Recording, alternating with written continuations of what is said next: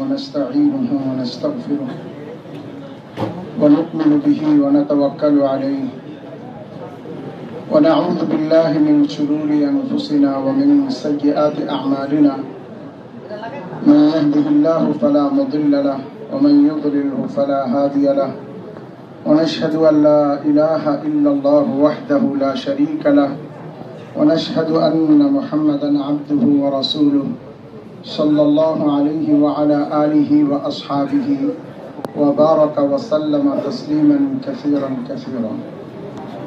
أما بعد فأعوذ بالله من الشيطان الرجيم. بسم الله الرحمن الرحيم. قل هذه سبيلي أدعو إلى الله على بصيرة أنا ومن اتبعني وسبحان الله وما أنا من المشركين. وقال تبارك وتعالى فاسألوا أهل الذكر إن كنتم لا تعلمون. وقال رسول الله صلى الله عليه وسلم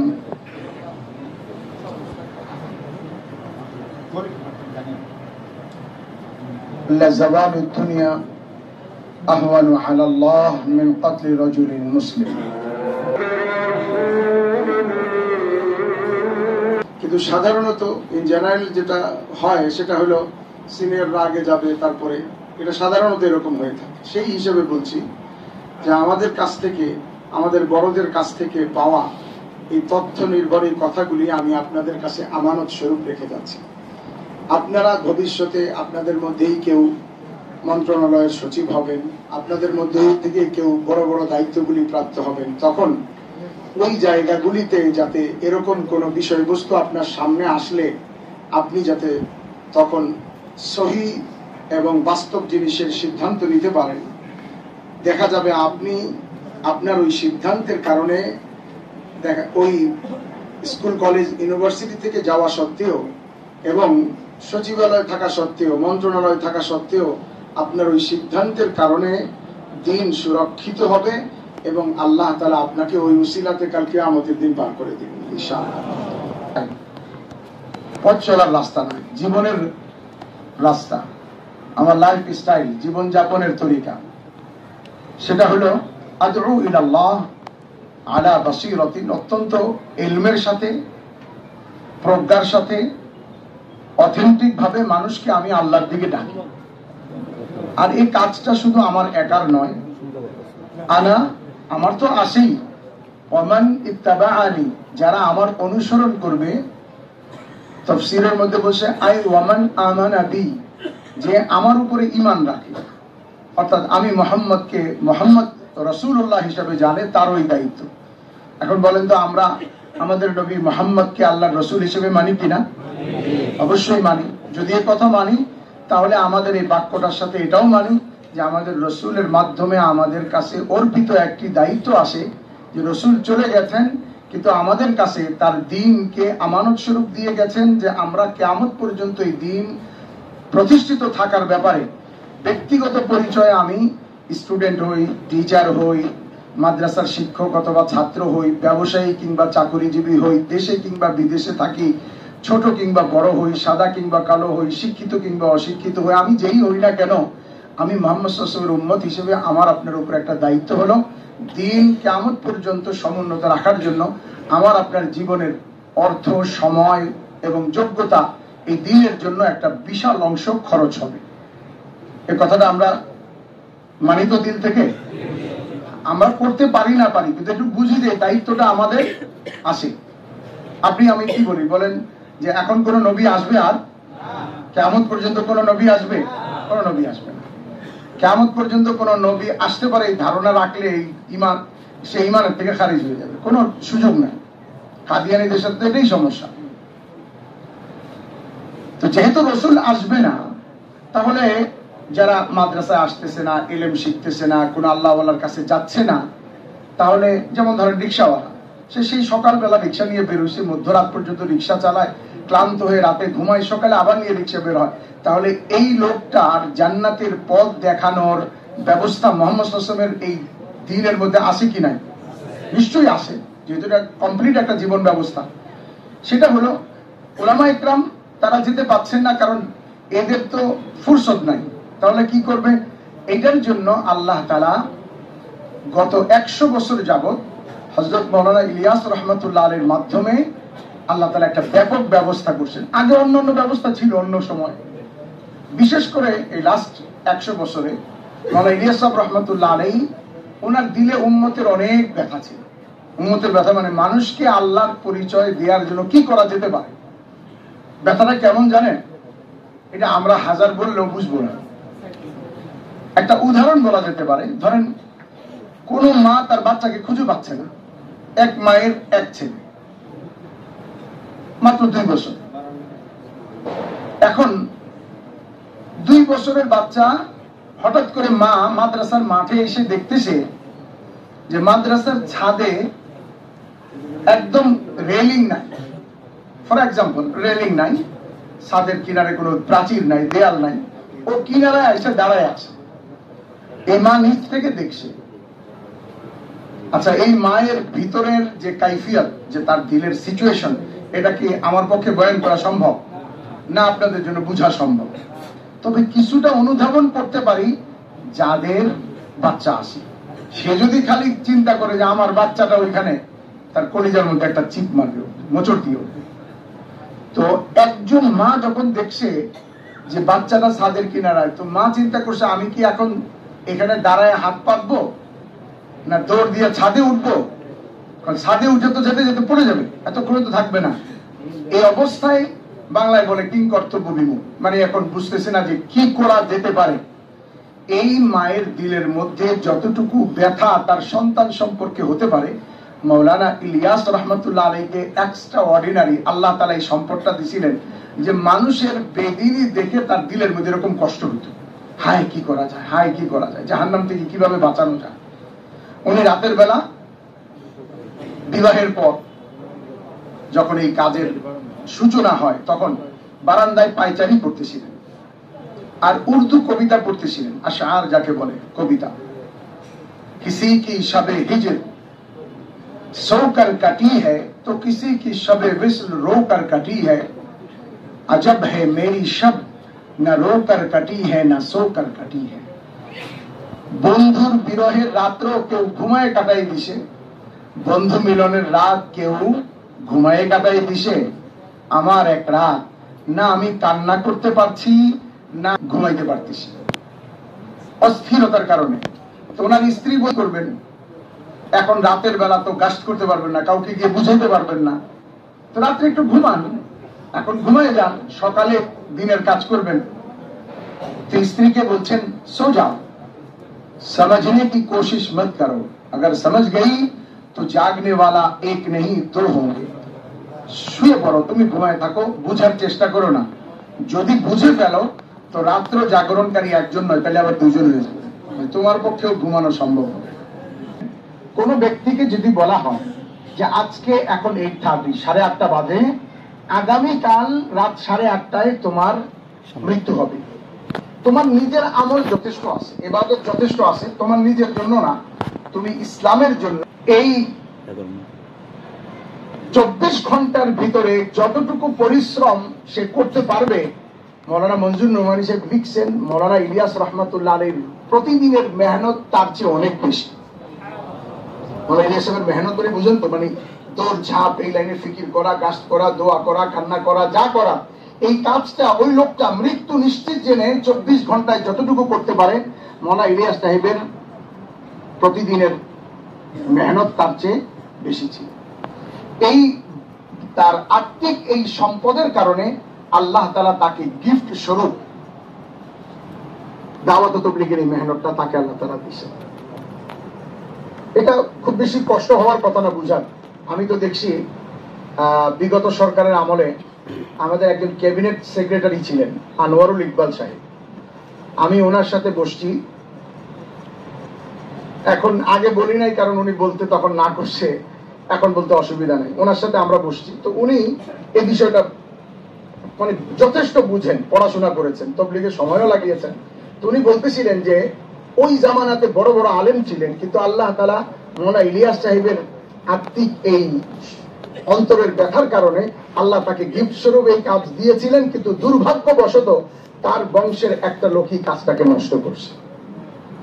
এইটা বলে উনি এ কথাও বলছেন, আমি আল্লাহ পাকের শপথ করে বলছি, উনি এ কথাও বলেছেন, এটাও আমাদের কাছে ইনফরমেশন আছে যে কাজটা ওনার মাধ্যমে যে নষ্ট হয়েছে এটা মোসাদের কারণে, ইসরায়েলের গোয়েন্দা সংস্থার কারণে, এটাও আমাদের কাছে তথ্য নির্ভর খবর আছে। এই কথাটা তখন বলছে। এমনকি আমার কাছে এই কথা আজও রেকর্ড আছে, আমি ওইখানে রেকর্ডও করছিলাম সচিবালয়। তো আমি বলতে চাচ্ছিলাম যে আল্লাহ মাওলানা ইলিয়াস সাহেবকে এই কাজটা গিফট স্বরূপ দিয়েছেন। তো উনি 1924 সালের দিকে হজে যান, আর সেখানে অনেক বেশি কান্দাকাটি করেন। হজের পরে তো সাথীরা অন্যান্য ওই জামানার বড় বড় আলেম ছিলেন, মনে হোসেন আহমদ মাদানী সহ আরো বড়দেরকে বলছি, এনারা নিয়ে তো পারতেছি না। উনি হজে এসে এমন কান্নাকাটি শুরু করছে মদিনাতে তখন। তো অন্যান্যরা বলছে তোমরা চলে যাও, ওনাকে রেখে যাও, ওনার বিশেষ একটা অবস্থা হয়েছে। তো আল্লাহ কিন্তু হচ্ছে না একজন ব্যক্তি। ইলিয়াস সাহেব এই কাজকে শুরু করলেন এবং ওনার জীবদ্দশায় উনি 24 থেকে শুরু করে 44 পর্যন্ত এই 20 বছর উনি কাজ করছেন। হিন্দুস্তানের বাইরে খুব একটা তখন পর্যন্ত কাজ যায় নাই। এরপরে মৌলানা ইউসুফ সাহেব ওনার ছেলে জিম্মাদার হলেন, এরপরে হযরত মৌলানা এনামুল হাসান সাহেব হলেন। এইভাবে এই কাজটা চলে আসছে। 2014-15 পর্যন্ত বাহিরের কেউ কোনোদিন কিছু জানতে পারে নাই যে কেন সমস্যা হলো, সমস্যা কি। আসলে বাইরে কেউ বুঝবে কেন, বাইরে তেমন সমস্যা তবলিগের সাথীরাও বুঝে না। এটা একদম ভিতরকার একটা অবস্থা। সেটা হলো যিনি মাওলানা সাদ সাহেব, যাকে এখন আমার অপর পক্ষের ভাইরা তাকে আমির মানছেন। দেখেন, দুনিয়াবি লাইনে কেউ কোনো দায়িত্ব চায় এবং দায়িত্ব পায়, দায়িত্ব দেয়া হয়, সেখানেও একটা প্রক্রিয়াগত ভাবে তাকে দায়িত্ব দেয়া হয়। কেউ দাবি করবে যে আমি এই দায়িত্বের আর সে বসে যাবে, এমনটা আমার মনে হয় দুনিয়ার কোথাও না। কি বলেন, আপনাদের মধ্যে এরকম আছে যে কেউ একটা দায়িত্বর কথা বললো যে আমি এই দায়িত্ব, আমি এই সংগঠনের সভাপতি, তোমরা মানো চাই না মানো, তুই মান ইয়া না মান, মাই তেরা মেহমান। উর্দুতে একটা কথা বলে, তুই মান ইয়া না মান, মাই তেরা মেহমান। তুই মান আসল না মানুষ, আমি তোর মেহমান। এটা কি চলে এখানে? তো যদি এই লাইনে না হয় তাহলে দিনই কাজের মধ্যে কিভাবে সম্ভব? সেখানে তো একটা প্রক্রিয়াই হবে। তো ওই মাওলানা সাদ সাহেবকে যারা আমির মানে, তার আমি মৌলিক ভাবে চিন্তা ভাবনা করে দেখছি তার 3টা কাজের কারণে আজকের এই বিভক্তি। 3টা কাজের মধ্যে 2টা কাজ ছিল আমাদের আভ্যন্তরীণ, দাওয়াত ও তাবলীগের আভ্যন্তরীণ, সেখানে ওলামা একরামরা কখনো কিছু বলেন নাই। আর একটা কাজ হচ্ছে যেটা শরীয়তে ইসলামী উপরে হস্তক্ষেপ, অনাধিকার চর্চা, পরোক্ষভাবে শরীয়তের মধ্যে ক্ষতি পৌঁছানো। তখন বিশ্বের ওলামা একরাম বলছে না, এইটা তো করতে দেয়া যায় না, কারণ এটার সাথে আমাদের হৃদয়ের সম্পর্ক, এটা আমরা এই ব্যাপারে দায়িত্বপ্রাপ্ত। ওই যে পাকিস্তানে চায়ের প্রচলন খুব বেশি, তারা খুব চা খোর পাকিস্তানে, এটা মানে একদম চায়ের প্রতি খুব সাংঘাতিক। আপনি তাদের এক জামাত এক জায়গায় গেছে, তো ওই এলাকা ছিল তাবলীগের বিরুদ্ধে, তো ওনাদের গাঠি ফেলাই দিছে। তো সাথীরা আমির সাহেবকে বলছে, আমির সাহেব ইয়ে তো আমারই গাঠি ফেক দি, আমাদের তো বিছনা ফেলাই দিছে বাইরে। কই বাত নেই, সবর করো, কোনো অসুবিধা নেই, সবর করো। একটু করে আসছে, ওনাদের চুলা মুলা যা আছে সব বাইরে ফেলাই দিছে। আমির সাহেব ये तो हमारे इज्तिमाई सामान भी बाहर फेंक दिया, कोई बात नहीं, सबर कर लो। তো অসুবিধা নেই, সবর করো। একটু পরে এসে কেটলিতে হাত দিয়া কেটলিটা ফেলাই দিয়েছে চায়ের। আমির সাহেব हमारी केटली फेंक दी, আমাদের চায়ের কেটলি ফেলাই, খোদা কি কসম আপ তো লড়াই ফরজ হয়ে গেছে। বলছে যে যা করছে করছে, এখন তো আল্লাহর কসম জিহাদ ফরজ হয়ে গেছে।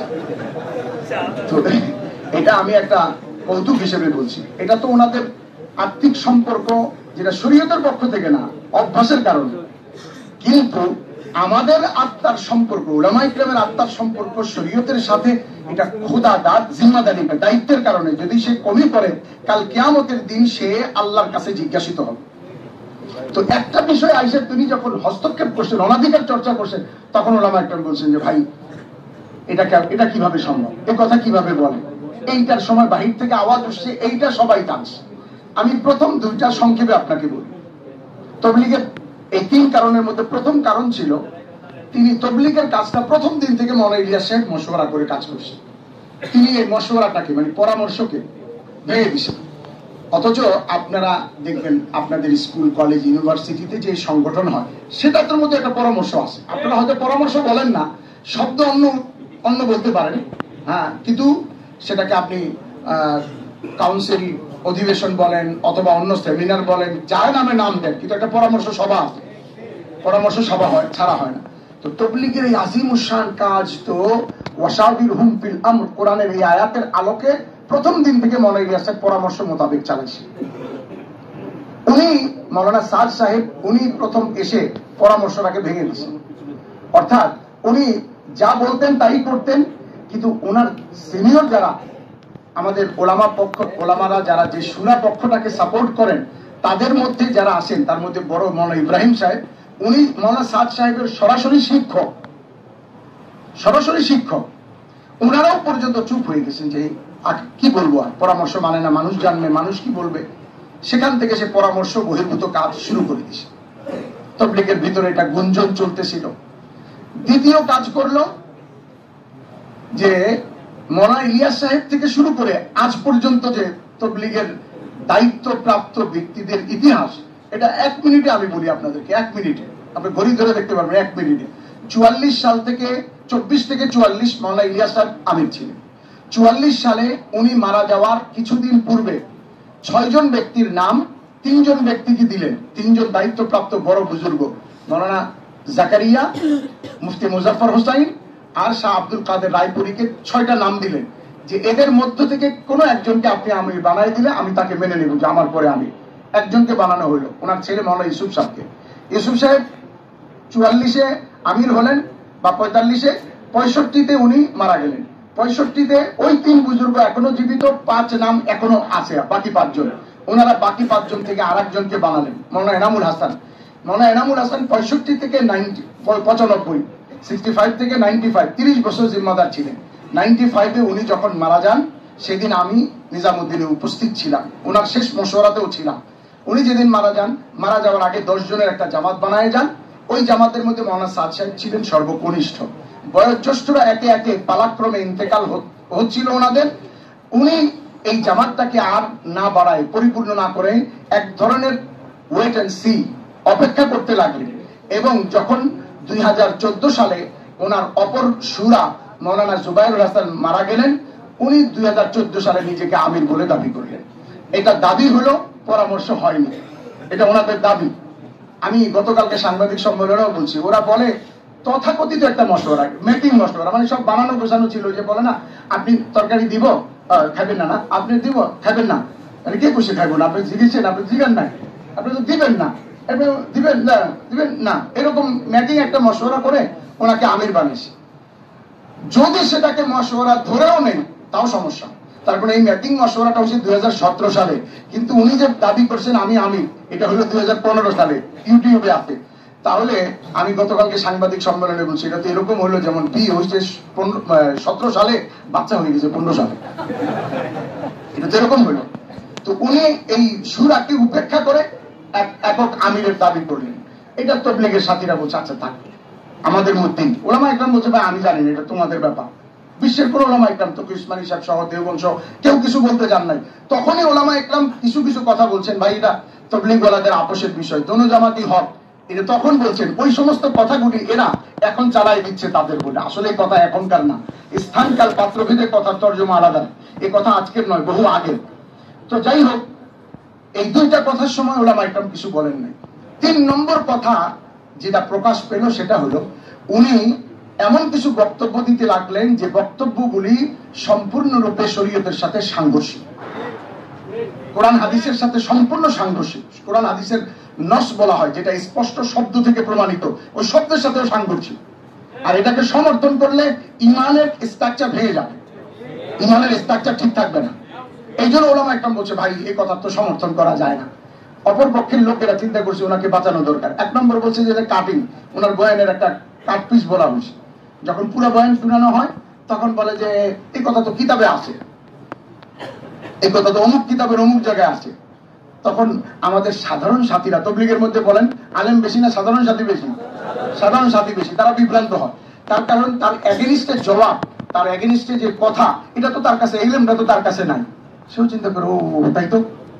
যেমন তারা বলে এটাতে যে এই কথা তো অমুক কিতাবের অমুক লাইনে আছে, তখন আম মানুষরা চিন্তা করে, ও দেখছো আমাকে বোকা বানাইছে ওলামারা, তাহলে তো কিতাবে আছে।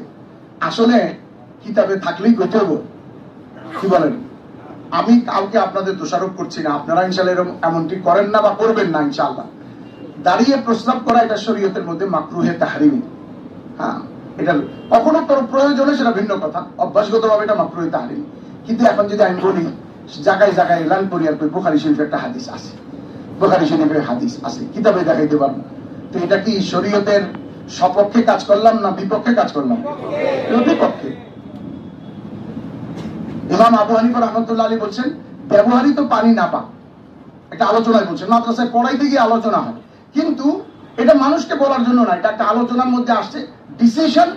ডিসিশন হলো এই পানিটা না পাক না, তবে এই পানি দিয়ে অজু করলে অজু হবে না, এটাকে শরীয়তের পরিভাষায় মাই মুস্তামাল বলে। এখন এই কথাটা মসজিদে গিয়ে বলা, এটা কি আমি ভালো কাজ করলাম না ফিতনা লাগাইলাম? তো উনি এই ধরনের বক্তব্য দিতে শুরু করলেন। আপনারা বলবেন কি বক্তব্য দিছে? আপনারা এই ব্যাপারে শিক্ষিত সমাজ, মাশাআল্লাহ, আপনারা পড়াশোনা করা ছাত্র মানুষ, আপনাদের মধ্যে জ্ঞানান্বেষণের যে ভেতরকার চিন্তাধারা আছে, আপনারা অল্প কথাই বুঝবেন। এরকম কথা শতাধিক আছে। আমি এক দুইটা উদাহরণ আপনাদের সামনে পেশ করি। উনি বিভিন্ন নবীদের দোষান্বেষণ করলেন, আর নবীদের দোষান্বেষণ করা সমস্ত মাসলাকের মধ্যে, চাই হানাফি, হাম্বলি, শাফিঈ, মালিকি, মুকাল্লিদি, গায়রে মুকাল্লিদি, সবার নিকট নবীদের দোষান্বেষণ করা যায় না। যেমন ইঞ্জিনিয়ার বিল্ডিংটা তৈরি করছে, ধরেন মাঝখানে কয়েকটা পিলার, যেটা বিল্ডিং স্ট্রাকচার দ্বারাই বসে। তো ইঞ্জিনিয়ার কি বলে, আপনি যদি ওয়াল দিয়ে রুম করেন, জানলা বড় করেন, ছোট করেন, দরজা লাগান, করতে পারেন, তবে খবরদার আমার পিলারের মধ্যে হাত দিয়েন না, এমনকি আমার পিলারের মধ্যে পেরাকও ঠুকবেন না। তার কারণ বিল্ডিং নির্ভর করে পিলারের উপরে। গোটা মানব জাতির মধ্যে দিন নির্ভর করে নবীদের দিনদারি এবং নবীদের ইসলাম এবং নবীদের আনুগত্য, নবীদের আল্লাহ ফরমাবরদারি ইত্যাদির উপরে। নবীদেরকে যদি দোষান্বেষণ করা হয় আর তাদেরকে ত্রুটিযুক্ত করা হয়, তো ইসলাম আর দ্বীনের স্ট্রাকচারটাই ভেঙে যাবে। উনি তাবলীগকে হাইলাইট, বলবেন যে এটা করলেন কেন, ওনার কি ভূতে কামড়াইছে? না, উনি তাবলীগকে হাইলাইট করতে চাইছেন, মানে তাবলীগটাকে প্রাধান্য দিতে গিয়ে উনি কাজটা করে ফেলছেন ওনার অজ্ঞাত সারে। কিন্তু এটার থেকে আবার ভুল থেকে ক্ষমাও চাচ্ছেন না। উনি বলছেন যে মুসা আলাইহিস সালামের ব্যাপারে একটা কথা বলছে, এমনকি আমাদের ইউসুফ আলাইহিস সালাম সম্পর্কে একটা কথা বলছে। কেন উনি জেলখানায় ছিলেন, তাফসীরের ব্যাপার, এগুলি লম্বা আলোচনার ব্যাপার, সময় কম। জাকারিয়া আলাইহিস সালাম কেন গাছের কাছে সাহায্য চাইলেন, এই জন্য ওনাকে দ্বিখণ্ডিত হইছে। কি বুঝাইলেন? যে কারো কাছে সাহায্য চাওয়া যাবে না, আল্লাহর কাছে। এটা তো আমরাও বলি, কিন্তু নবীরে খোঁচা দিলেন কেন? নবীকে তো দেওয়া যায় না, কারণ নবী গাছের সাহায্য বা ব্যক্তিকে বলছেন, এটা তার নবীর দিলের মধ্যে আল্লাহ ঠিকই ছিল, নবী গায়রুল্লাহর কাছে সাহায্য চাই না। নবীদেরকে ব্যাপারে এই ধরনের দোষান্বেষণ করা সর্বসম্মতভাবে এটা নাজায়েজ এবং সম্পূর্ণরূপে এটা আমাদের আকীদা বহির্ভূত কাজ। তিনি একে একে করতে করতে শেষ পর্যন্ত আয়েশা নাউজুবিল্লাহ হুজুর সাল্লাল্লাহু আলাইহি ওয়াসাল্লাম সম্পর্কেও করলেন। হুজুর সম্পর্কে উনি বললেন যে প্রত্যেক স্ত্রীর ক্ষেত্রে অলিমা, মানে আমরা যেটাকে বৌভাত বলি, বিবাহের পরে যে সবাইকে খাওয়ানো হয়, এটা হুজুর সবাইকে খেজুর আর পনির খাওয়াইছে, খেজুর পনির। স্বাভাবিক খানা, এটা আরবের তখন রুটি, গোশত, ভাত এগুলি ব্যয়বহুল ছিল তখনকার সময়। কিন্তু জয়নব রাদিয়াল্লাহু তাআলার ক্ষেত্রে ব্যয়বহুল খরচটা করার কারণে হুজুরের উপরে নাউজুবিল্লাহ কষ্ট আসছে। এটা লম্বা আলোচনা, এখন সময় নাই, খালি এইটুক বলি। অথচ কোরআন থেকে, আয়াত থেকে প্রমাণিত আল্লাহ তাকে কষ্ট দেন নাই, বরং আল্লাহ তার কষ্টকে দূর করছে। তো উনি এই ধরনের বক্তব্য দেওয়ার কারণে, এই রকম বহু ধরনের কথা বলার কারণে দারুল উলুম দেওবান, যে মাদ্রাসাটি উপমহাদেশ নয় বরং ডাইরেক্টলি ইনডাইরেক্টলি সারা ওয়ার্ল্ডের যত দিনই কাজ হচ্ছে তার ডাইরেক্টলি কিংবা ইনডাইরেক্টলি সম্পর্ক দারুল উলুম দেওবানের সাথে। সারা আমি উপমহাদেশ আমরা বলতাম, আসলে এটা বলা ঠিক না। আমি আমেরিকাতে গেছি, তো আমেরিকাতে একটা জায়গা আছে রোচেস্টার, বাফেলো হলো নায়াগ্রা ফলসের কাছে একটা সিটি। তো বাফেলোতে একটা জেলখানা কিশোর অপরাধী, মানে যারা 18 বছরের কম তাদের কিশোর অপরাধীদের একটা জেলখানা আমেরিকার গভর্নমেন্ট বিক্রি করবে। কেন? কারণ সভ্য দেশ, সভ্যতার কারণে আসামিদের সংখ্যা বেড়ে গেছে। তো এই জন্য আসামি ধরে না, এটার মধ্যে নতুন জায়গায় বানাবে। সভ্যতার কারণে আসামির সংখ্যা দিন দিন বাড়তেছে, মানে ধোয়ার মতো। তো এখন তারা আর একটা নতুন জেলখানা করবে, চকবাজার থেকে কেরানীগঞ্জে, বুঝছেন না? এরকম আর কি। আমাদের গর্ব যে দেখছেন আমাদের জেলখানা আগে চকবাজার চিপার মধ্যে আসছিল, এখন কত বিশাল কেরানীগঞ্জে চোটটার জায়গা হয়েছে, কত উন্নত হয়েছে আমাদের দেশ। এটা কোনো গর্বের বিষয় না, এটা লজ্জার বিষয়। আপনারা আশা করি এটা করবেন না। হ্যাঁ, বলে না আমাদের এলাকায় 50 শয্যা বিশিষ্ট হাসপাতাল ছিল, এখন কি হয়েছে 500 শয্যা বিশিষ্ট হয়ে সবাই করতালি দেয়। এটা তো এটা উন্নতির লক্ষণ। মানে আমগো এলাকায় আগে যা রুগী ছিল তার 10 গুণ বেড়ে গেছে। জেলখানা বড় হচ্ছে মানে চোরটা বেড়ে গেছে, এটা তো কোনো ভালো আলামত না। তো যাই হোক, ওই জেলখানাটা দাওয়াত তাবলীগের সাথীরা কিনে মাদ্রাসা তৈরি করছে, আর ওই মাদ্রাসায় শিক্ষক দারুল দেওবন্দ। প্যারিসের মতো জায়গায়, ফ্রান্সে, আমি ফ্রান্সেও গেছি, ফ্রান্সের প্যারিসের মতো শহরে আমাদের এই যে আরজাবাদ মাদ্রাসা যে সিলেবাসে পড়ানো হয়, সেম সিলেবাসে, শুধু মিডিয়া এখানে বাংলা, ওইখানে মিডিয়া হলো আরবি উর্দু। প্যারিসের শহরে দাওরে হাদিস মাদ্রাসা আছে। আইফেল টাওয়ার যা নিচে, ওই দেশের বিভিন্ন অর্গানাইজেশন সারা ওয়ার্ল্ড থেকে মেয়েদের গায়ের থেকে কাপড় খোলার আর উলঙ্গ করার প্রসাধনী সামগ্রী তৈরি করে, ওই আইফেল টাওয়ারের নিচে আল্লাহ তাআলা এই তাবলীগের মেহনতের বরকতে দাওরা হাদিস মাদ্রাসা কায়েম করছে। কিন্তু যদি আমরা এই প্রশ্রয়টা তাকে দিয়ে ফেলি যে তিনি এই ভুলগুলি করতে থাকবেন, তাহলে আজকে যে আইফেল টাওয়ারের নিচে মাদ্রাসা হয়েছে, আগামীকাল সে আইফেল টাওয়ারের নিচে আবার ইসলাম ধ্বংস করার জন্য এর চেয়েও জঘন্য। তার কারণ আমরা কি বলি, ভিতরের দুশ্মনকে আস্তিনের সাপ বলি। বাইরের দুশ্মনকে চেনা যায়, কিন্তু ভিতরের দুশ্মন থাকলে এটা বড় ক্ষতি করে ফেলে। এই জন্য যদি আমরা আজকে রুখে না দাঁড়াই, আগামী দিনে এদের দ্বারা ইসলামের সবচেয়ে বেশি ক্ষতি হবে। উলামা ইকরাম এই কথাগুলি সুস্পষ্ট আকারে ভাইদেরকে বুঝাইতে চেষ্টা করছেন। তাদেরকে যারা মাওলানা সাদ সাহেবকে আমির হিসেবে মানেন, তাকে একটু বলছেন, দেখেন আপনাদেরকে আমরা এই কথা বলি না যে তাকে ভালোবাসবেন না, তাকে ঘৃণা করেন, গালি দেন, এটা আমাদের কাম্য নয়।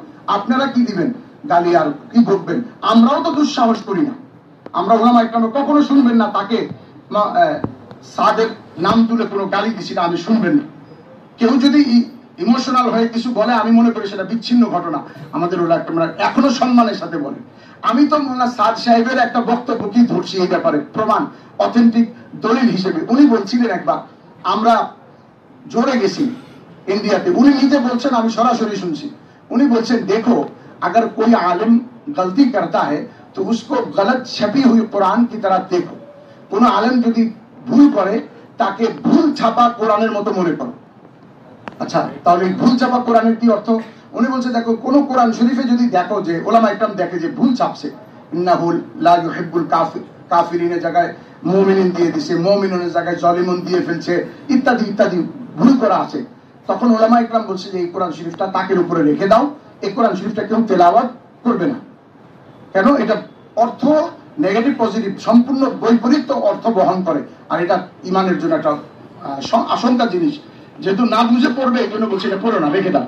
বলে তাহলে অজু ছাড়া ধরা যাবে তো? না, এটা ভুল যেহেতু। না না না, অজু ছাড়া ধরা যাবে না। তাহলে ফিক্কা মেরে ফালান যাবে? নাউজুবিল্লাহ। বলে না না, তাও ফালান যাবে না। কি করতে হবে? বলে তাকে রেখে দাও। কতক্ষণ রাখবো? বলে এটা রেখে দাও যতক্ষণ পর্যন্ত না কোনো আলিম হাফিজ এটা কারেকশন করে, তাসিহ করে। সে যদি ঠিক করে বলে যে হ্যাঁ এটা ঠিক করে ফেলছি, কোথাও আর কোনো ত্রুটি নাই, তখন এটাকে তেলাওয়াত করা যাবে। মৌলানা সাদ সাহেব বলছেন, কোন আলিম ত্রুটি করলে তোমরা তাকে গালিও দিবে না, তার কথাও মানবে না।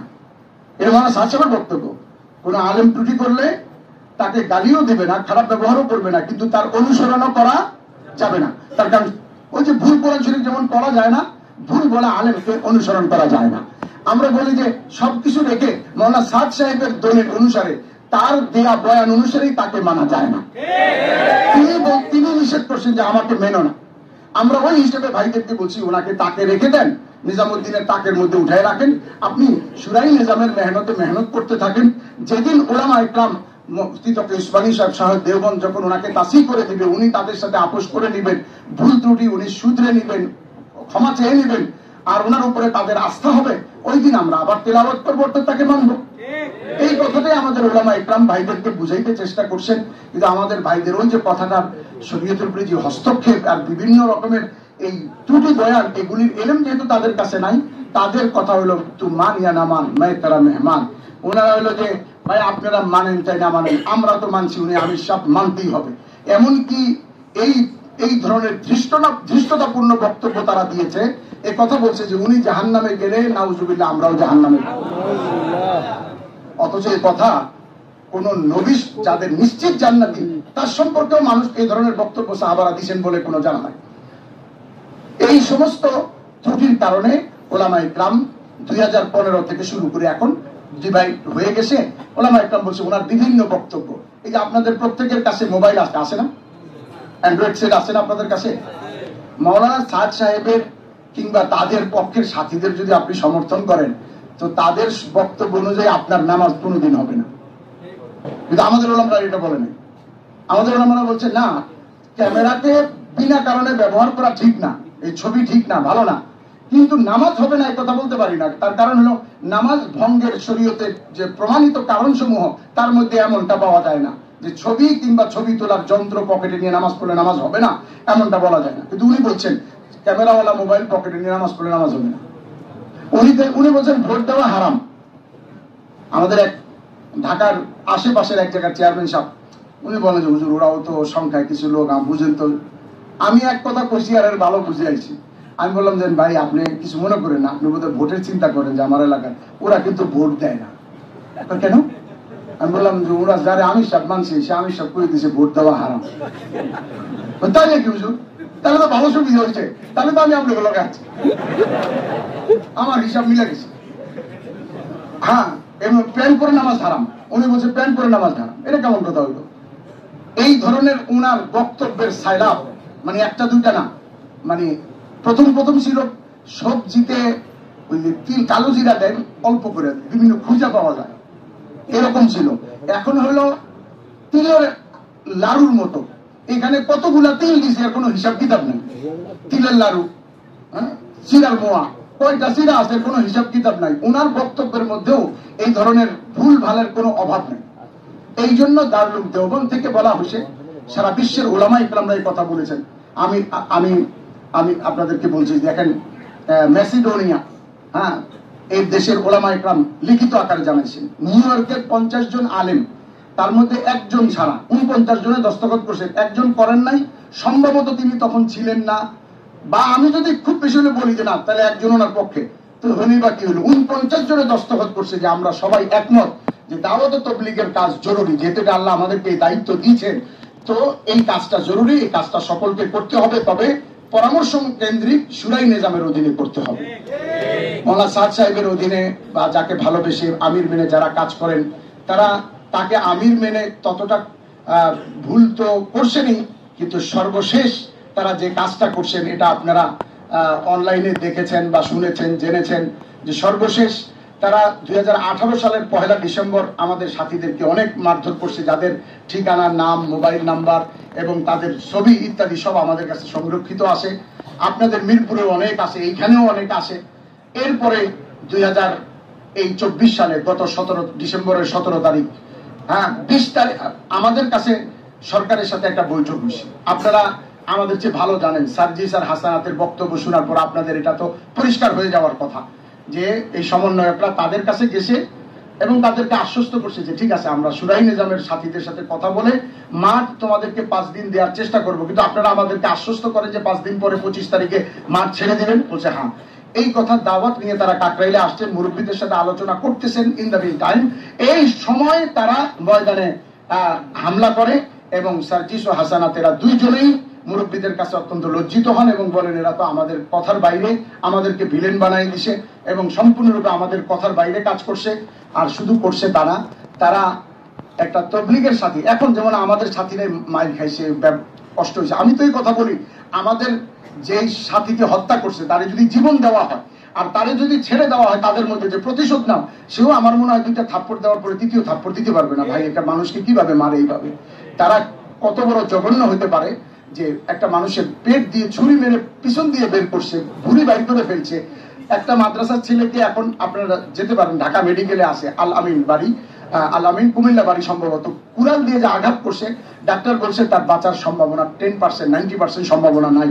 একটা অল্প বয়সের ছেলে, শ্বশ্রুও নাই তার, এই কুড়াল, চাপাতি কুড়াল দিয়ে তাকে মাথায়, চাইনিজ কুড়াল দিয়ে তার মাথায় আঘাত করছে।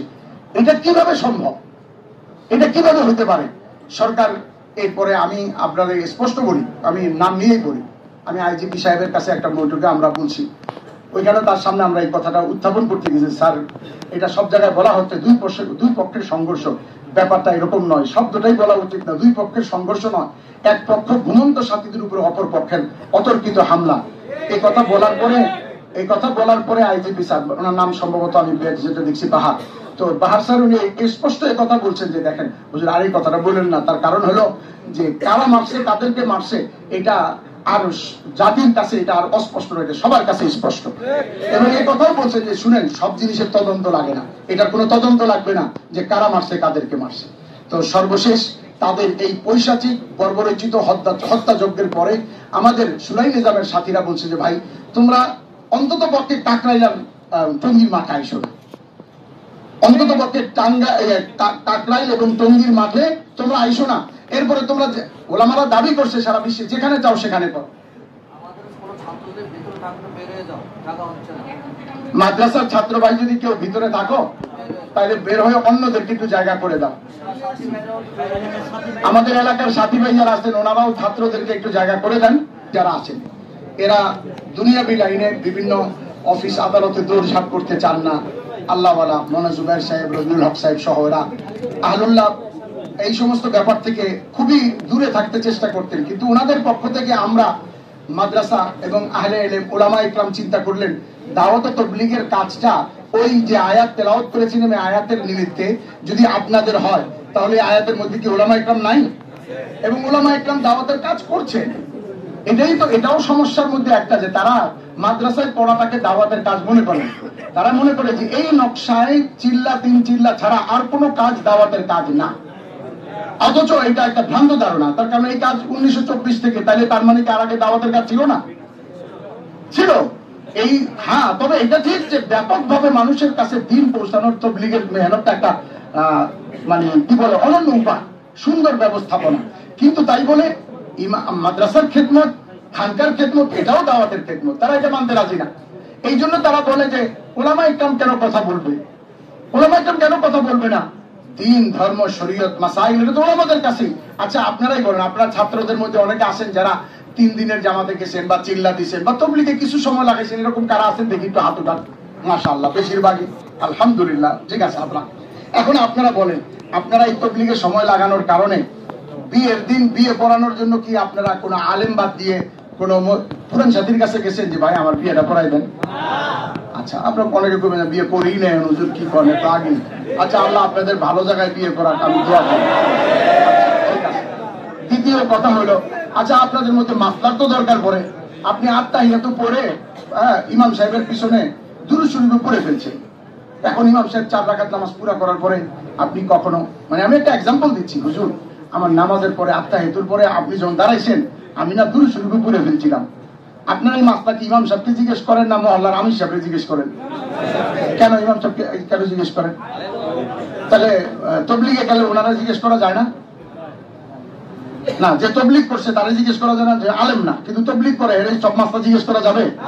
কারণ উনি জানেন না তো কেমন জিজ্ঞেস করবেন?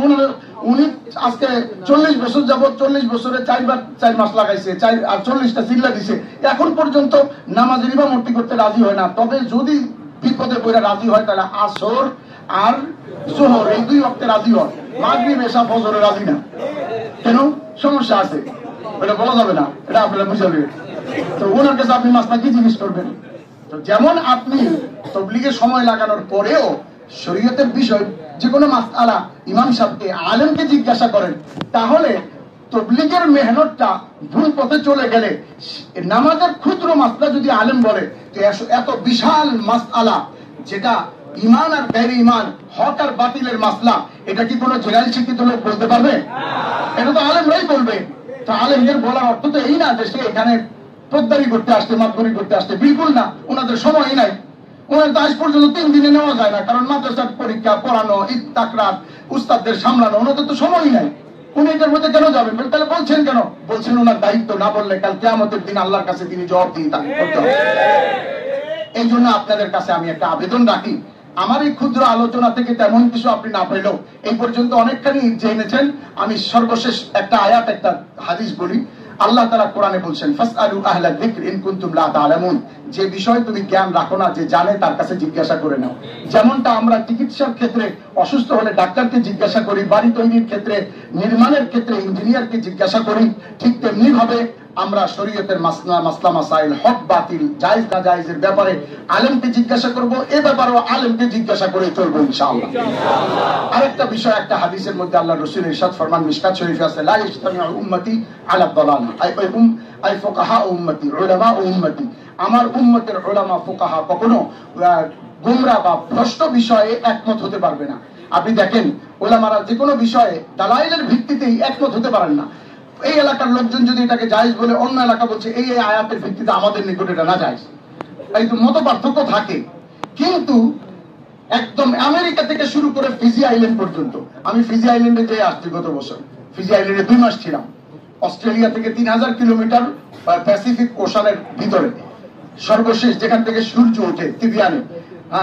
তো ওই ফিজি আইল্যান্ড থেকে শুরু করে আমেরিকা পর্যন্ত সারা বিশ্বের উলামা ইকরাম এই ব্যাপারে একমত হয়েছেন যে তাবলীগের মেহনতটা ভালো করতে হবে, করা উচিত, করার দ্বারা ফায়দা। তবে এই বিভক্তি ও বিভাজনের সময় যেই জামাতটা পরামর্শ ও আহলে ইলম উলামাদের সাথে আছে, ওই জামাতের সাথে মিলে করতে হবে। এ ব্যাপারে সবাই একমত হয়েছে। আমাদের ভাইরা এই ব্যাপারে একটা কথা আপনাদের বলতে পারে, তখন আপনি বিভ্রান্ত না হন। তারা বলবে যে ভাই আমাদের সাথে তো আলেম আছে, তাহলে একমত হইল কোথায়? শুনেন, একমত হওয়ার জন্য সারা বিশ্বের সব আলেম একমত হইতে হবে এটা কোনো জরুরি না। কার একমত হইতে হবে আমি আরো স্পষ্ট করে দিই।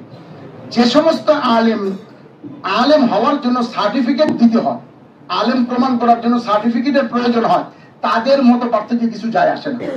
এটা একটা চিনার উপায়, আপনি সহজ বলছি আপনাদেরকে। আর যে আলেমের আলেম হওয়ার জন্য কোনো সার্টিফিকেটের প্রয়োজন হয় না, সারা বিশ্ব তাকে আলেম মেনে নিচ্ছে, তাদের একমত হওয়া না হওয়ার উপরেই ঐক্যমত পোষণ করাকেই ইজমা বলে, এবং তাদের একমত হওয়াটাই শরীয়তের দলিল। এই ধরনের যত আলেম সারা বিশ্বে আছে, তারা সবাই এক প্ল্যাটফর্মে আসে। আর তাদের সাথেও যে আলেম আছে, সে আলেমটা হলো সংখ্যায় খুব নগণ্য, এবং সে যদি বলে যে আমি আলেম, একজন আছে আলেম, আসামিও সে টঙ্গীর ময়দানের হামলার, তার নাম আব্দুল্লাহ মনসুর। তো তা তালাশ করতে যাওয়া হয়েছে যে কি আলেম, পত্রিকা আলেম হলো, কিছু পত্রিকা সাপ বাইরে গেছে। পরে দেখা যায় যে দাওরা পড়ার কোনো সনদি পাওয়া যাচ্ছে না, মিলেই না। সে যা বলছে তাতে, ধরেন এই স্কুলের ঠিকানা দিচ্ছে যেখানে আমি ক্লাস 6-এ পড়ছি, পরের বছরের ঠিকানা দিচ্ছে আমি স্কুলে পড়ছি, ওখানে ক্লাস 9-এ পড়ছি, 7-এ গেল বই। এরকম অবস্থা হয়েছে তার। এবং সে এই টঙ্গীর মামলার 28 জন হামলার আসামির মধ্যে একজন। তো এইরকম লোক কিছু যদি থাকে, এটাকে এই ইজমাকে নষ্ট করে না।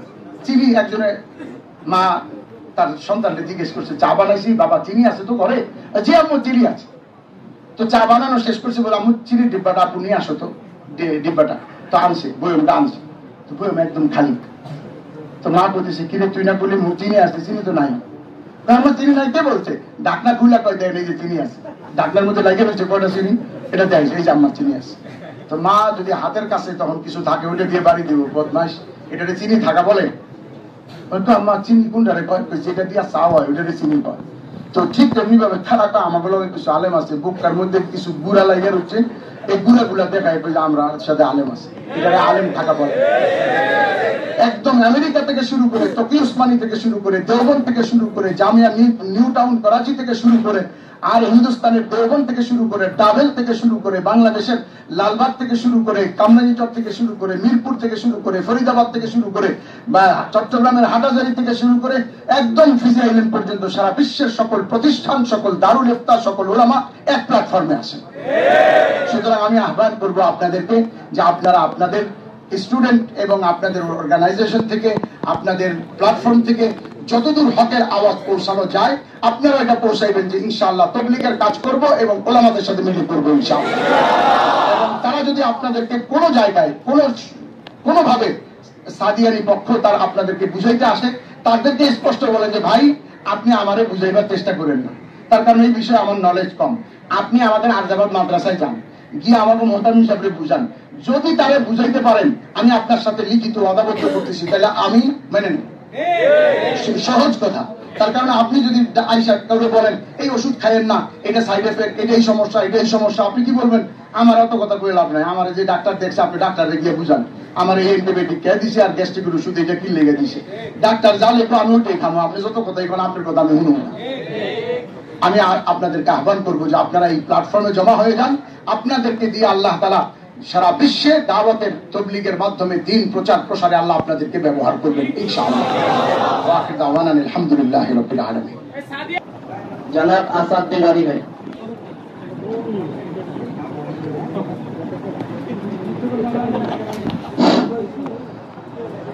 উপস্থিত মিরপুরের সকল সংগ্রামী বিপ্লবী ভাইয়েরা আমার এবং মাদ্রাসার ছাত্রবৃন্দ, ওস্তাদ বিন্দু, মিরপুরের আলেম বিন্দু, সবাইকে আসসালামু আলাইকুম। আসলে এই আলোচনাটা আয়োজন করার জন্য আপনাদেরকে অসংখ্য ধন্যবাদ।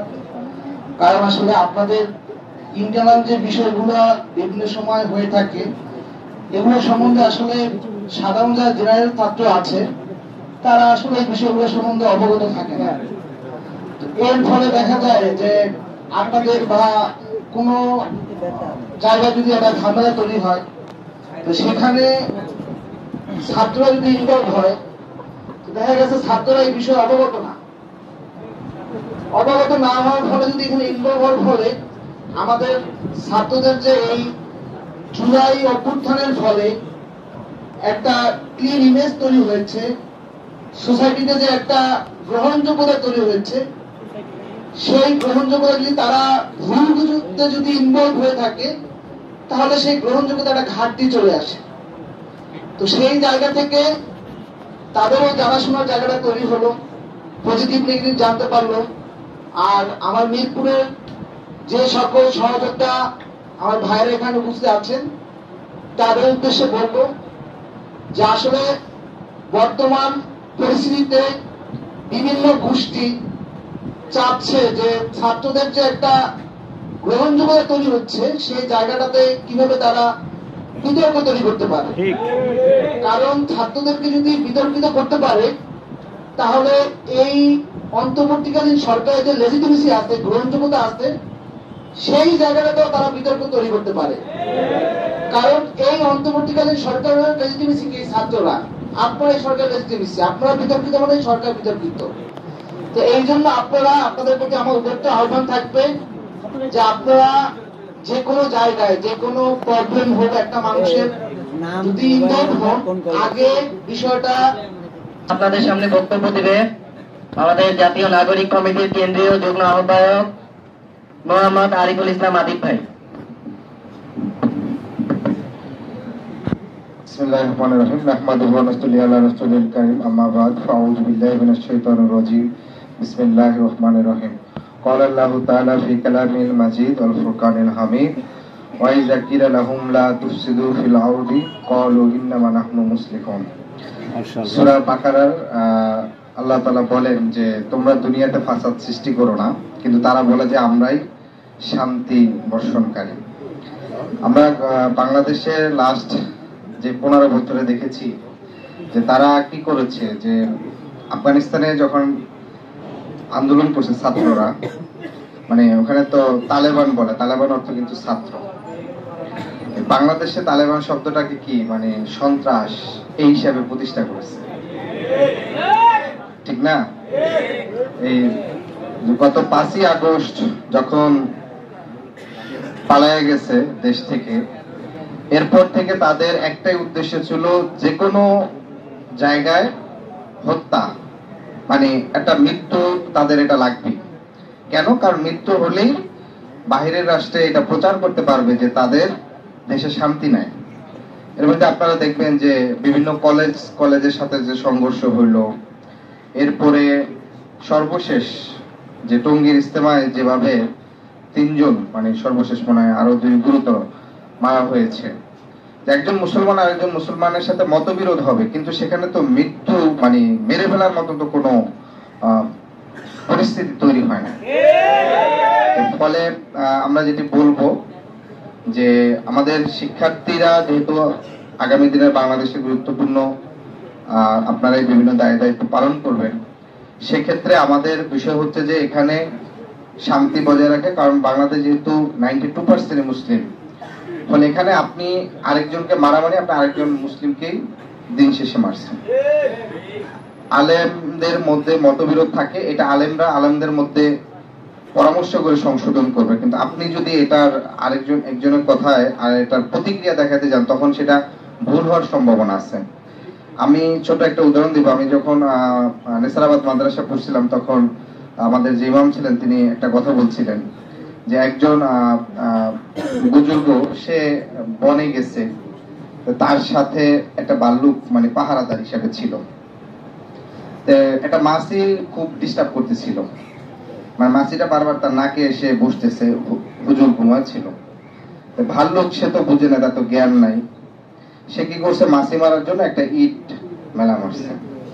মাছি তো বসেছিল নাকের উপর, ইটে এসে পড়ছে হুজুরের মাথায় এবং সে কিন্তু মারা গেছে। মানে এটার মূল অর্থটা হচ্ছে এটা যে আপনার কিন্তু এই বিষয়টা খুব বেশি জানাশোনা নাই। আপনি যদি এইটার একটা প্রতিক্রিয়া দেখাইতে যান তখন এটা আরো বরঞ্চ ওই হুজুরের জন্য হতে আরো এটা নেগেটিভ হইতে পারে।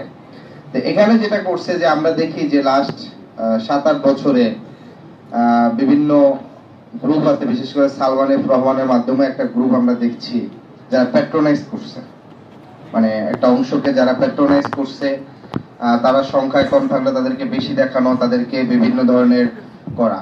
তো সেই জায়গা থেকে বলবো বাংলাদেশে দীর্ঘদিন ধরে কওমি মাদ্রাসা ঐতিহাসিক ভূমিকা পালন করে আসছে। সামাজিক দৃষ্টিভঙ্গির জায়গা থেকেও আমি বিশ্ববিদ্যালয়ে পড়ার পরে সাংবাদিকতা করেছি, সেখানে একটা দেখবেন যে আমাদের দেশে একটা মন্ত্রণালয় আছে সমাজসেবা অধিদপ্তর, সেখান থেকে পিছিয়ে পড়া জনগোষ্ঠীর জন্য বিভিন্ন বরাদ্দ দেওয়া হয়। সেটার একটা বিষয় হচ্ছে যে ঢাকার শহরে আপনারা যতগুলো বস্তি দেখেন, যতগুলো পড়াশোনার বাহিরে যত ছেলে পেলে দেখেন, গ্রামে কিন্তু এটা দেখা যায় না। কারণটা হচ্ছে গ্রামে অধিকাংশ জায়গায় ক্ষেত্রে পর্যাপ্ত কিন্তু কওমি মাদ্রাসা থাকে। ঢাকার শহরে যে কওমি মাদ্রাসাগুলো, এগুলো কিন্তু শুধু ঢাকার না, বাংলাদেশের যত এতিম আছে, যত মানে যার কোনো আসলে অভিভাবক নাই, তাকে ন্যূনতম আশ্রয়, তাকে মানুষ হিসেবে গড়ে তোলার ক্ষেত্রে কিন্তু বড় একটা ভূমিকা রাখে। এই যে সোসাইটিতে তার যে একটা বড় ভূমিকা, এই কওমি মাদ্রাসাগুলো না থাকলে আপনি দেখতেন যে ঢাকা শহরে আরো বেশি, মানে যেটাকে আমরা বলি যে অভিভাবকহীন জনসংখ্যা, এটার মানে আরো বেশি বাড়তো, বস্তির সংখ্যা আরো বেশি বাড়তো। ফলে তাদের যে কন্ট্রিবিউশন গুলো, সেই কন্ট্রিবিউশন গুলো আমাদের মূলধারা সোসাইটিতে স্বীকৃতি দিতে হবে এবং তাদের এই কন্ট্রিবিউশনটাকে আমাদের জায়গায় নিয়ে আসতে হবে।